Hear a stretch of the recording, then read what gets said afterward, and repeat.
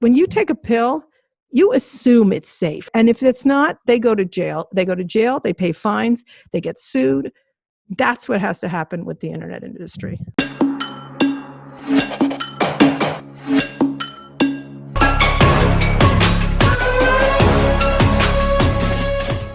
Hi, I'm Shoma Chaudhury. Thank you for watching ENQUIRY. There's a powerful reason why we live in such a polarized world today, where there are no shared facts, everyone's willing to kill each other at the drop of a hat, and where even the closest of families and friends are split down the middle. It took the Cambridge Analytica scandal a few years ago for everyone to sit up and start talking about the dangers of social media and data mining. Now, a riveting new documentary on Netflix, The Social Dilemma, has brought those issues closer home. Told through the voices of conscientious defectors, it lays out how algorithms are trapping us into soundproof bubbles and why rage seems the only new way to engage. We live in a matrix of misinformation, addiction, manipulation, and dopamine feedback loops. Social media has become a threat to democracy and to ourselves. So how do we retrieve the immense good of the social media and tech revolution and start guardrailing against the bad? To examine those questions and give us insights into the tech superpowers who now rule us, I'm delighted to have on ENQUIRY today one of the world's most influential and formidable tech journalists, Kara Swisher. Kara is the co-founder of the website Recode, the conference All Things Digital. She's been covering Silicon Valley for more than 30 years and has every tech czar on speed dial.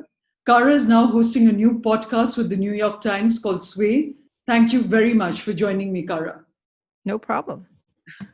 So, Kara, let's just dive into the heart of our conversation, which is that, both our democracies are extremely polarized. America's heading for a very crucial election in November, and we've all never been more polarized than we are.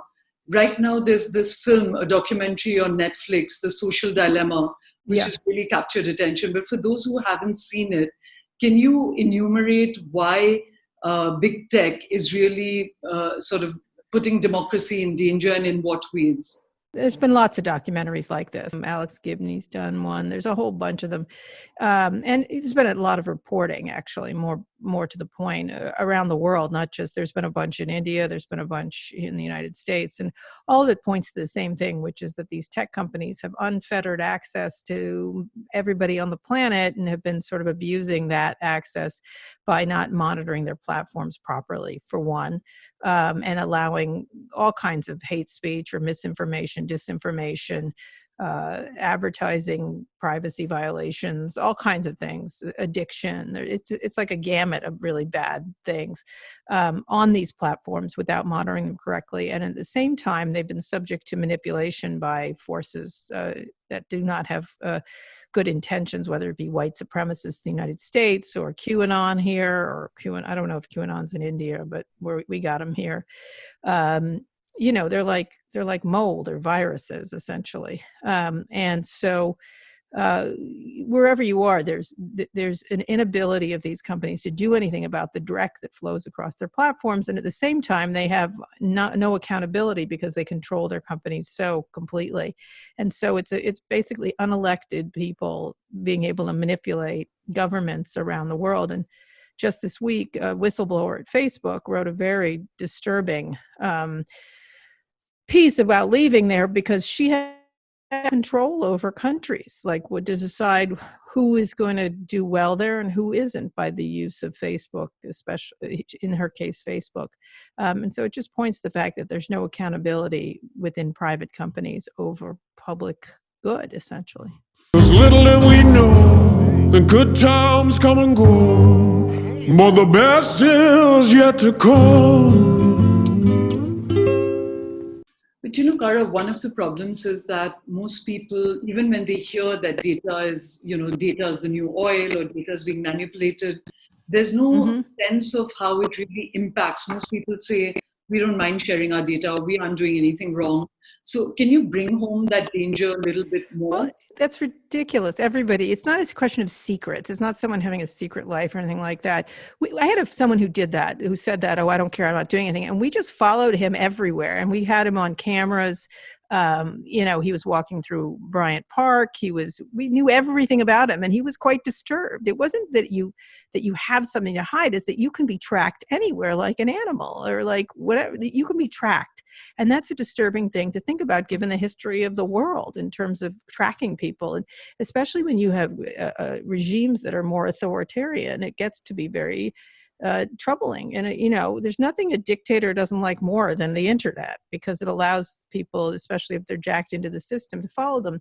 And so, once we began to show people, like in your home, if you have these things in your home, if you have cameras on inside the home, if you have microphones, if you buy things, if you have things delivered, the ability to track you almost to the second is really disturbing, including getting in Ubers, including using maps, so that's the point, is that you don't have to have a secret. You just, if we want to find you, we will find you and we will know everything about you. That's something that really you're not supposed to be able to do in a democratic society. You should be able to live the life you want to live without people monitoring you with cameras at all times. Kara, so you've been tracking technology, Silicon Valley. You're one of the most respected voices in America, possibly the world, on that. And you were doing it, at the beginning of the arc, and then you've watched that, arc to where it is now, when they are kind of, pretty much godlike czars ruling our world. Mm-hmm. Before Cambridge Analytica, did you already spot that this trouble was starting to happen? Oh, yeah, I was writing about it very early. I mean, you could just see it in their privacy violations around advertising. There was a thing called Beacon. I don't know if you remember this with Facebook, is that they knew what people bought, and then they would beacon you of things that you might want to buy. You know what I mean? Like, I think that's how it worked. In any case, they got into a big story because they told a woman she was getting an engagement ring. It was a silly thing, but it was a really cloddish product, but it was a surveillance product is what it was. And it was designed to sell you more things, but you certainly could take something like that and turn it into something much more nefarious. And so you have to be able to think about how these tools, Brad Smith of Microsoft, who's the president of Microsoft, calls them tools or weapons. Like, how can you weaponize something? Like, what could be, and you could always think of a weaponized version of a lot of these things. And in fact, that's how they're used, whether it be the Russians manipulating the US election, which the FBI, yesterday, the head of the FBI was talking about it again. Even after we didn't don't even speak of our country right now. We don't I don't know what's happening here, but, there's still that issue of the Russians continuing to manipulate our elections across the world. The Chinese are manipulative, the Iranians, everybody is. And so that's really troubling, because before they could do it they could do it all kinds of ways that were much more complex.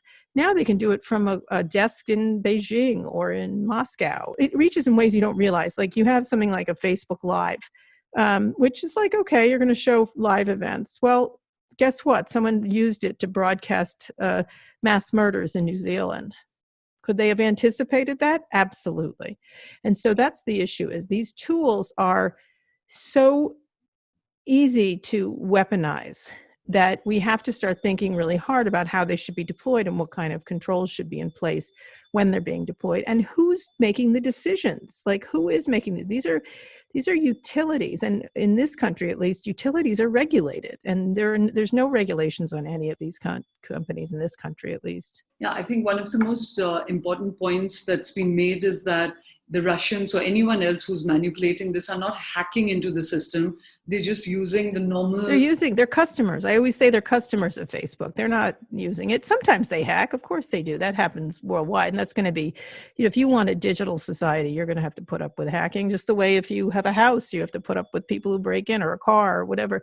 But there are ways to combat it, and people are concerned about it. In this case, we willingly put ourselves up for surveillance. We take a free map or a dating service or whatever, and then you're a cheap date for these companies because they get all the benefit. You don't get the benefit. They're all the billionaires. You're not a billionaire, but it's your information they're using. And so, when people say it's not, I get a map, like, okay, you're pretty cheap. You're pretty easy to buy. And it's not a favor. You're doing them a favor by using their products, paying for their products, and giving up your personal information. That is valuable. And you should think of it like an asset. Everybody should think of it like an asset. In fact, Kara, so, we were talking about the politics and how it's impacting democracy and, bad players playing with data. But the even deeper danger is this, what you just spoke of, the kind of personal manipulation that's going on. And you've used that phrase of, data of human intention. So Right. again, if we now telescope down to the personal, can you again explain, why and how we are being manipulated? I again just want to talk about the psyche that people say, oh, what's the big deal if a particular ad is being targeted at me? I don't mind. Yeah, it's way beyond ads. It's way beyond ads. Like, it's not just to sell you something. And although that's intrusive too, it's just that you don't know what they're doing with it. Now, look, if you want to have ads directed towards you, great, but you should know what's information is being taken, right? It's just a question of transparency and your consent. And I think I don't know why that's the most difficult thing in the world to say, okay, and if you want to do that, then do that. Or maybe you should get money for it. Maybe you should be paid for your data. I mean, that's the kind of stuff we should be talking about. But it is just being taken from you without your consent and without you knowing what they do. On any other product, you would not put up with this. You just wouldn't. If someone came to you and followed you around all day with a pen and paper, you'd be like, get the heck away from me.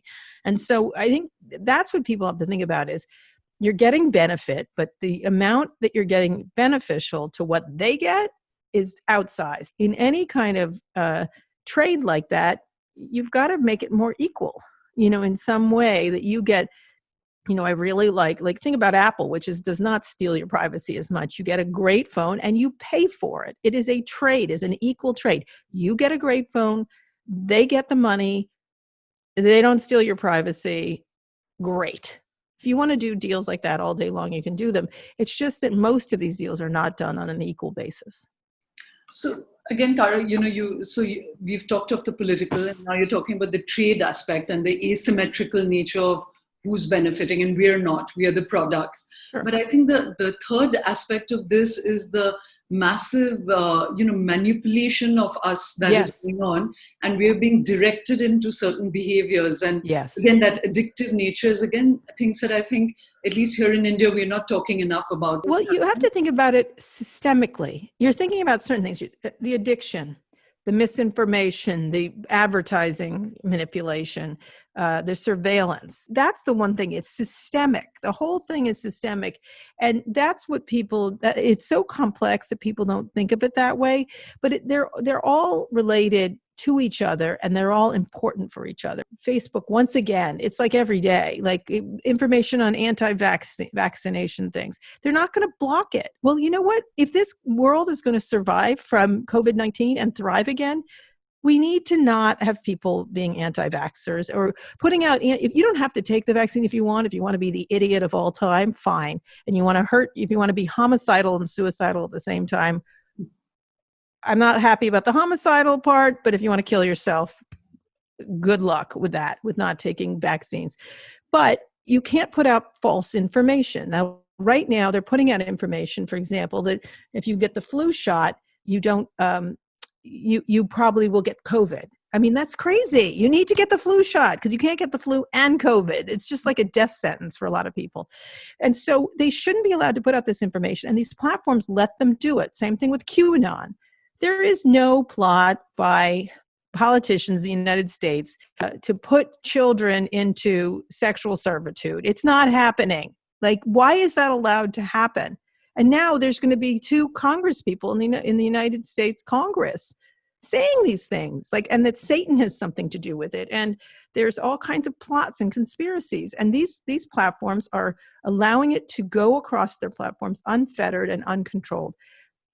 You don't even understand how dangerous that is for our society to have unfettered, unchecked, inaccurate information manipulating people's behavior. And look, you can say all you want, people are stupid and they shouldn't do it, but it's so hard to resist. It is so extraordinarily hard to resist that it's not really your fault for falling for it. Be subject to constant con artists without any kind of help from these companies. You've interviewed everybody and you've interacted with just everyone in Silicon Valley.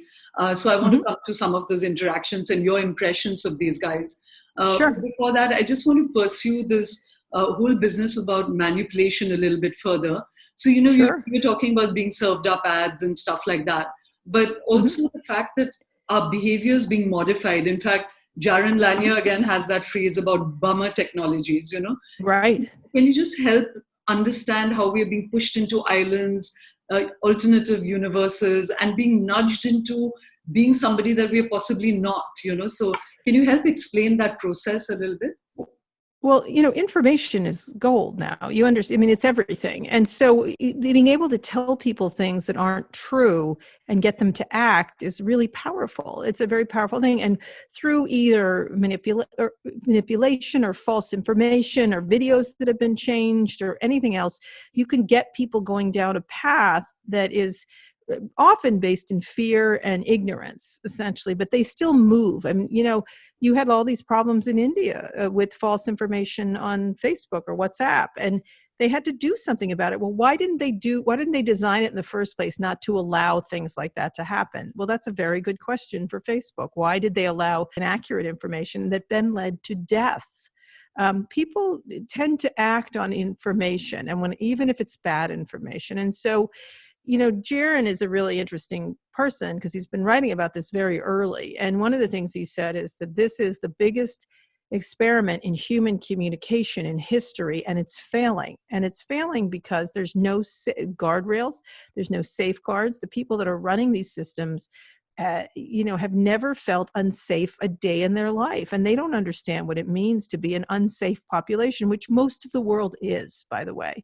And so, the control of information is the beginning. People talk about the control of the military, control of this. The control of information really in today's world is really the way you manipulate populations. And then you get them from a digital sense to act in an analog way by giving them it can be, minor, a stupid, meme that goes around that's just not true. Or there was one with Nancy Pelosi here that she was drunk. She wasn't drunk. You know what I mean? Like, she's a drunk. Like, it starts to create, and then you can't pull it back. And that's like, there's a really good example. A friend of mine came from a small town in Indiana, which is in the Midwest for people who don't know the United States. And they had decided, they were in a Facebook group for the town she came from. She lives in DC. They all started to talk about caravans of Antifa coming to attack this small Indiana town. Like, they were like, they're coming. We have to protect this. We have to do this. All these people were going out and getting guns. They were protecting their homes. And my friend on this Facebook page was like, no caravan is coming to attack your town. No one cares about our town, by the way, but no one's coming. And so, they just believed it. And then when it didn't show up, she said, look, they didn't show up. We stopped them. And it was like, no, they were never coming. This is a lie. And so, the problem we have in this country, and I don't know how it is there, is we have a president who just tells lies almost every day. Like, I think he said 12 of them yesterday about tearing down Mount Rushmore. Nobody wants to tear her down. I mean, some people don't like it, for sure. Yeah. It's kind of a strange statue. It's odd, but nobody wants to they're going to tear it down immediately. That was because it had started on the internet. Wherever you are in whatever country it is, when these rumors start, they lead to real life implications and people acting on bad information. And every time someone acts on bad information, there's a bad outcome in the real world. So, Kara, in fact, in Myanmar, we've had the Rohingya Muslims so demonized that it's, like you're saying, this offline action that's happening. It's not just about information now, it's impacting how we behave. But so just before I come to the personalities and your assessment of them, I just want to probe that the individual piece a little bit more, Kara, that the fact that people have information and, in the Social Dilemma, they have a pretty good dramatized version of how algorithms are designing us. They're literally nudging us. There's a kind of emotional contagion they're creating. But again, like I said, you've been tracking this. Can you just explain that piece? Because it's very personal. It's impacting parenting, children, everything. Yeah, if they know what you do, they can know what you want and therefore start to understand your fears. Like there's a very thin line between what's helpful and what's really dangerous. And so in the case in Myanmar and India and here in this country, it can veer into dangerous when it's bad information. Now, The last person who was able to use this with very crude techniques was Hitler. Like, let's just be clear. If you watch how they slowly demonized the Jewish population there, and it was through cartoons and little, written things and posters and movies and music. It was really done very, I hate to say deftly, but it was done very slowly and deftly before they actually got to what they were going to do, which was kill this population. And so they had crude tools in comparison. These tools are just superb. And what I always think about is, what if someone like, there's been so many genocidal murderers across the history of the humanity, but what if Hitler had his hands on this kind of stuff? Just imagine the kind of stuff. He did pretty well killing people, and manipulating people with the tools he had then. These are dangerous tools, and dangerous people will use them.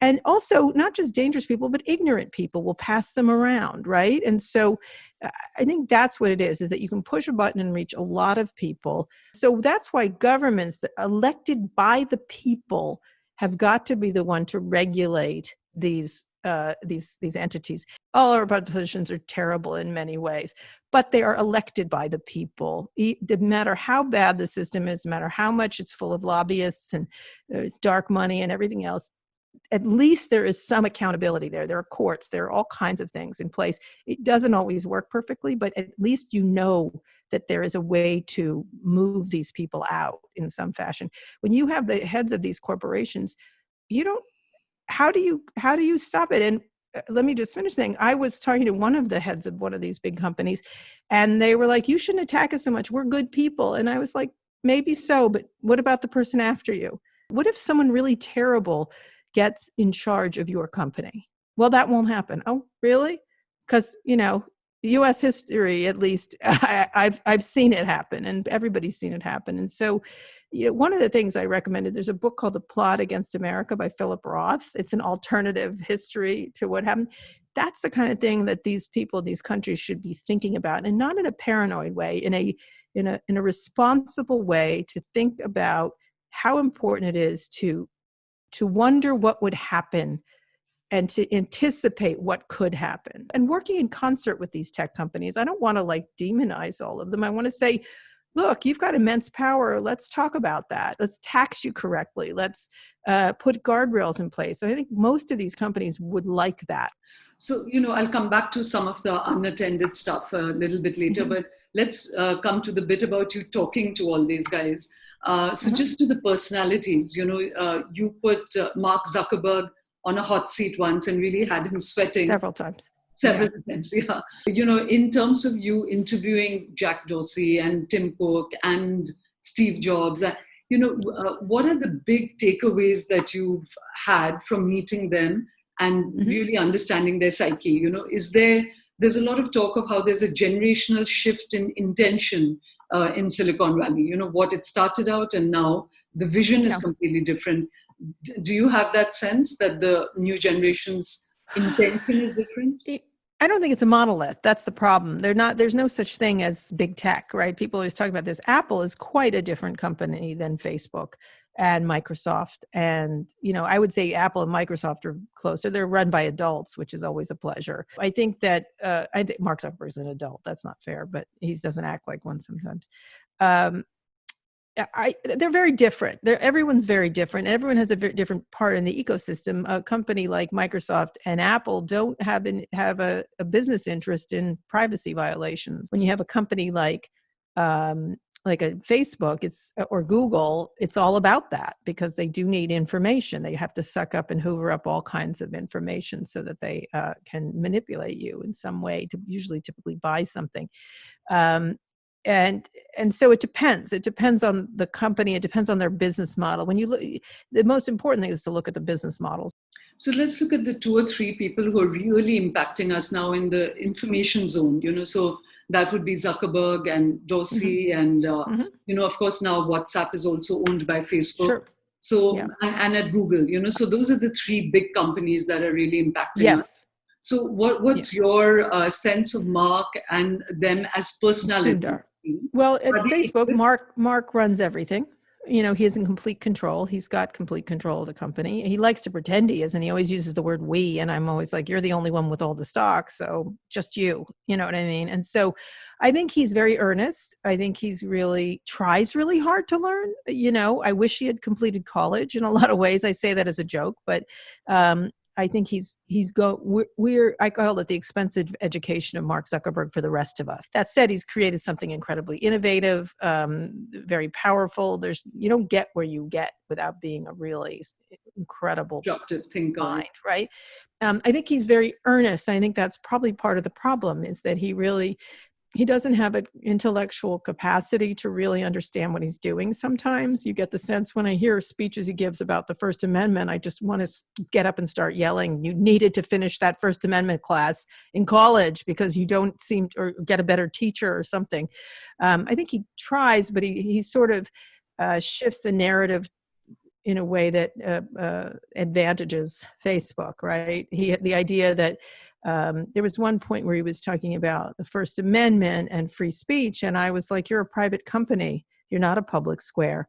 The First Amendment's really important. I said, the First Amendment says the government shall make no law, not Congress shall make no law. It doesn't say Facebook shall make no law. Like, there's just a lot of empty intellectual space that needs to be filled.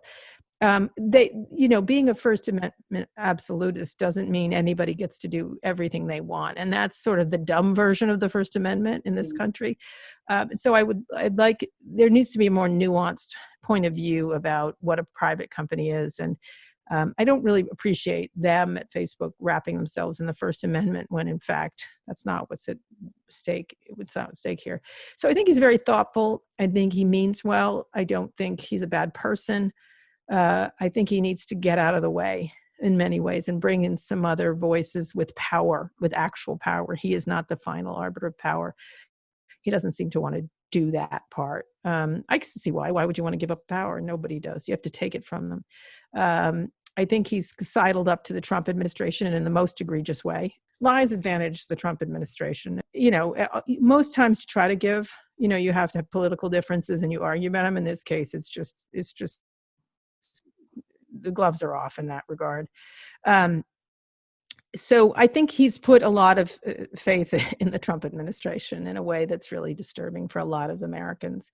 Others love it, obviously. Jack Dorsey at Twitter, I think, has done a lot. I think he's come a long way. It's developed over a long amount of time where Trump has used that platform as his main platform. And I don't think Jack should hinder him or anything else, but he has started to monitor him when he tells lies. Like this week, he was telling a lie about, I forget what it was, probably about mail-in ballot cooked when it's not. Twitter put that tag on Trump. Yes, they're putting tags, or actively taking things down. Usually they put a tag on it or cover it up in some way.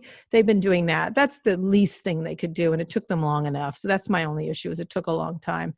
But I appreciate that they're finally doing it and saying, we need to monitor our platform. They can't do it with everybody, but when you make an example of certain people, it's really important. So Facebook has started to do that more after. They always do things after everybody else does them. I think Jack is very thoughtful. I think it took him a long time, and I think he actually does have a sort of First Amendment absolutist point of view, but he does understand the differences. He knows he's not the public square.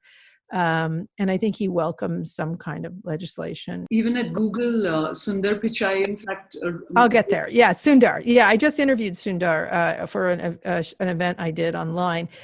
Another very thoughtful person. I think he's a much better CEO than the founders, who I think they're fine, but he's really quite a thoughtful. He came up from very low. I met him when he was doing Google Chrome, I think, or he was a product manager.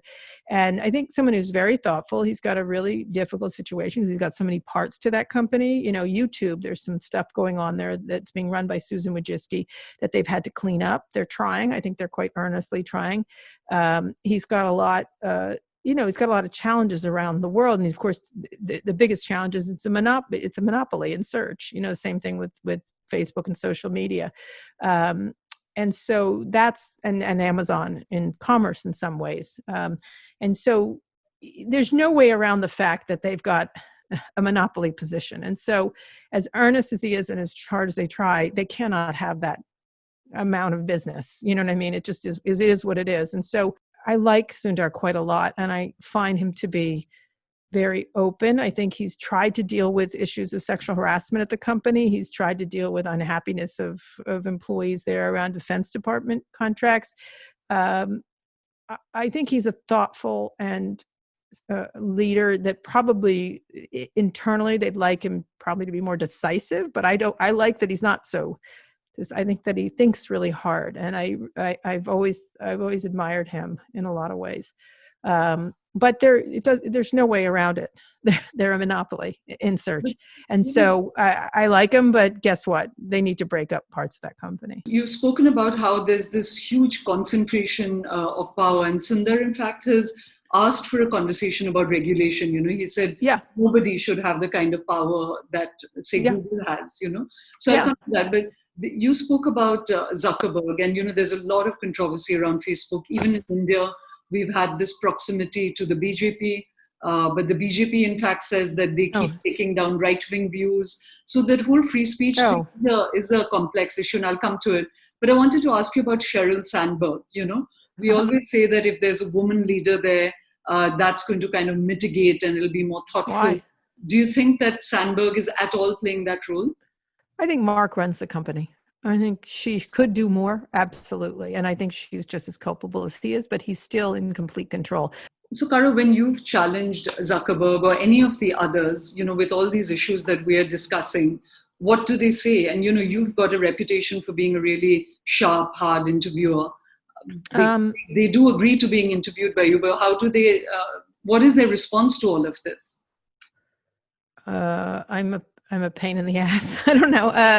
The Carol Cadwalladr or Kevin Roose. There's a lot of us. Kevin Roose, they've just given up on trying to convince us that this is anything but damaging.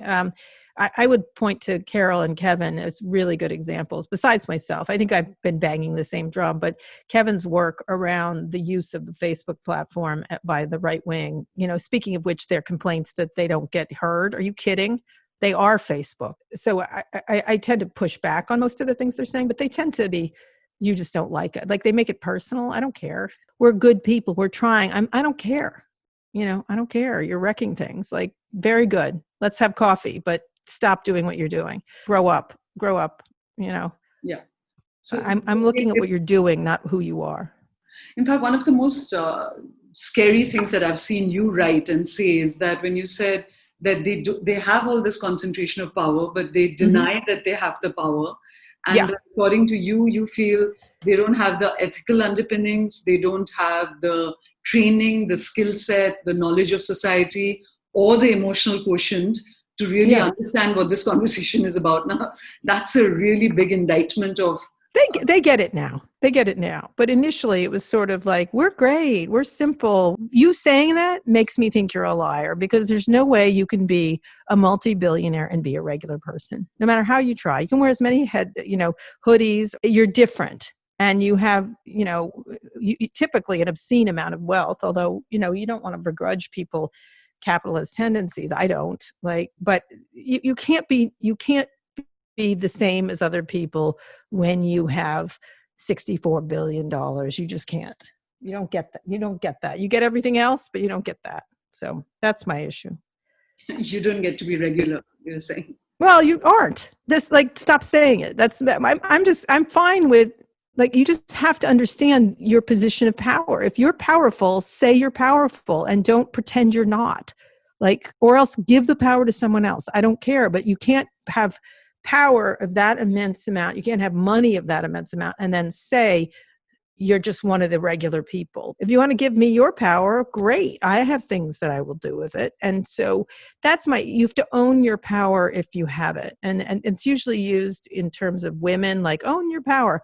Well, these guys have to own their power. And then we have to say, you shouldn't have that much power. And then that's a different conversation. Because if the minute they admit that they're powerful, that's a problem, because then we know, that's the issue. Yeah, they don't want to say it. And I think sometimes they actually don't believe it. I don't know. It's odd to me. I find that the oddest thing. But, I think Tim Cook doesn't think that way. I think he knows how powerful he is. I think Reed Hastings knows how powerful he is. I think Satya Nadella knows how powerful he is. Same, and how powerful he isn't. Like, I think he's quite aware. And same thing with Sundar. I think, but they're adults. Like, adults know the impact they have on the world. When a kid breaks a vase, they're sort of like, I broke a what? Like, you know what I mean? Like, but adults know, oh man, I broke a vase. I knocked it over. I was careless. They're aware. And so I think it's just an adult point of view. And I think these people aren't adults. So, Kara, I just want to come back to this whole opposition we were both articulating to, right-wing forces or right-wing opinion. Mm-hmm. But what we're also talking about is long-term principle of things, It's not just like an ideological fight.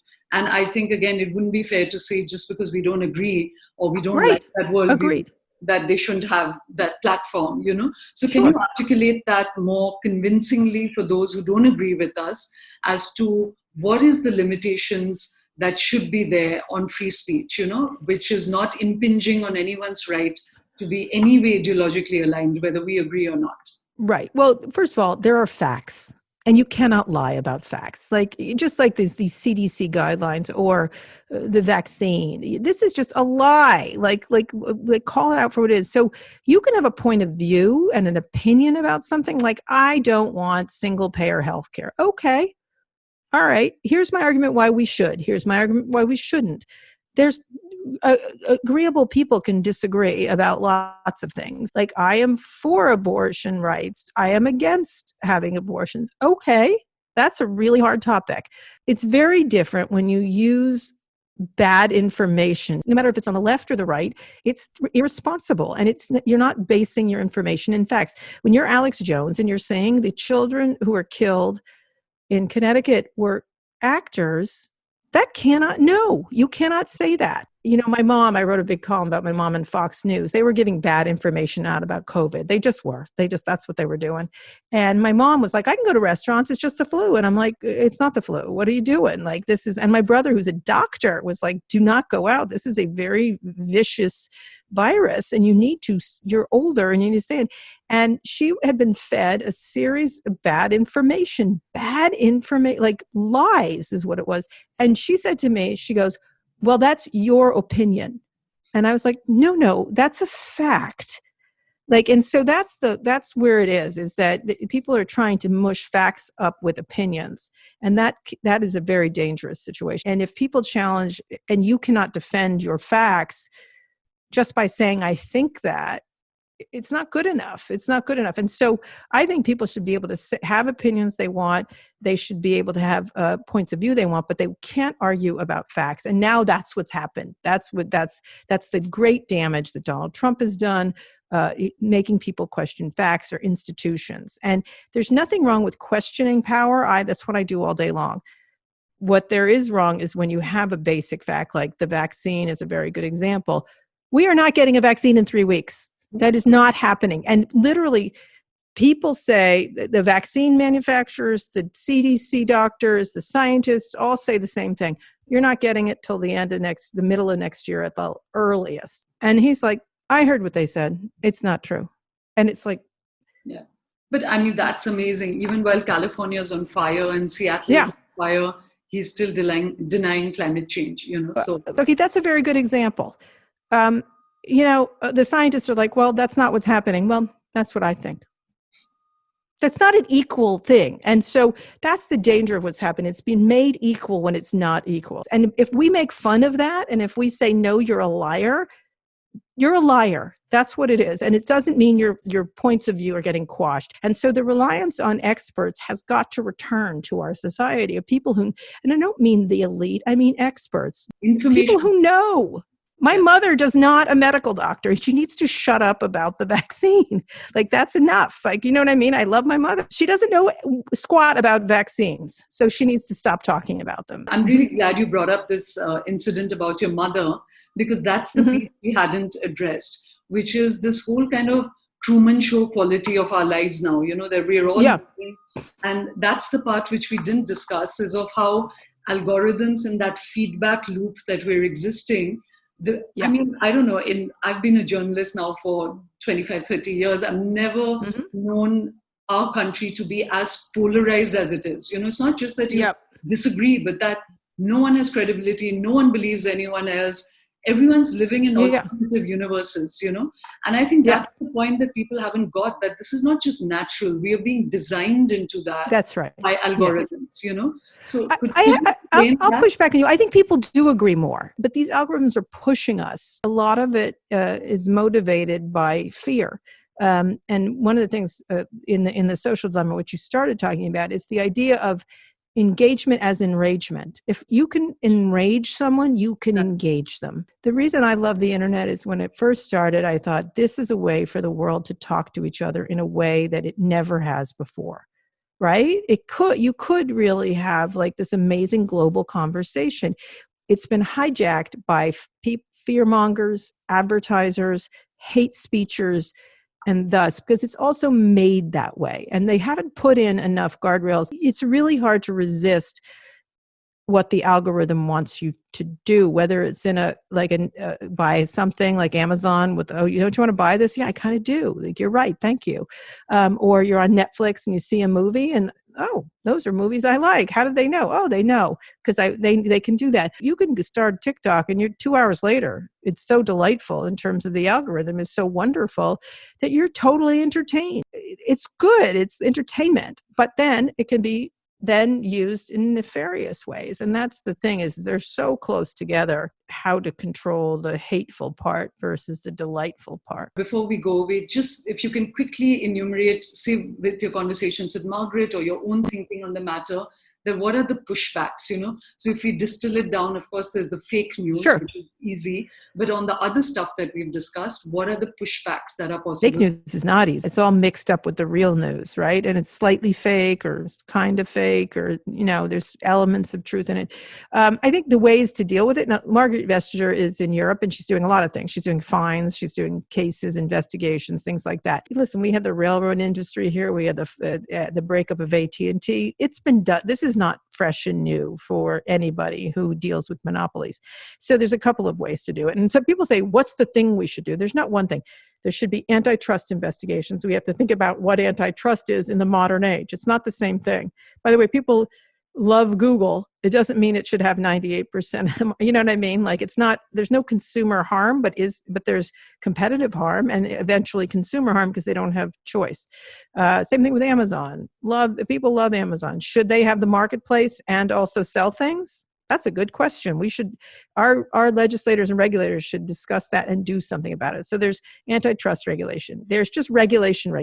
Like, should they have a full immunity, like under Section 230, or should it be something slightly different? You certainly shouldn't eliminate it, but regulation, and the enforcement of regulation is really important. Like, there are regulations in place about hate speech and things like that. So what should be enforced? Privacy regulation, very important. We don't have a national privacy bill in this country. We have them in all kinds of states. Like, it doesn't make any sense. So what information they're using, how it's being used. There's information when things have been hacked, things like that. Basics. These are basics that they, rules of the road, essentially. All kinds of regulation. You want to make sure it doesn't de-innovate the country. That'll be their argument. Oh, we can't be innovative. That's not true. Wall Street is regulated, car industry is related, the airline industry related. We'd much prefer planes not falling out of the sky to no regulation, right? Then there's fines for violations, really big fines. Like, let's have some real corkers. Like, they find Facebook perpetually violating, doing the same thing. $5 billion. That's a parking ticket for Facebook. Put a zero on that and then let's start. Put 2 zeros on it. Let's see what happens when you really find them. And then fund the investigators with that money. Like, start to be creative in how we do it. So that's a good way to think about it. So fines, antitrust regulation, regulations, and then the court of public opinion.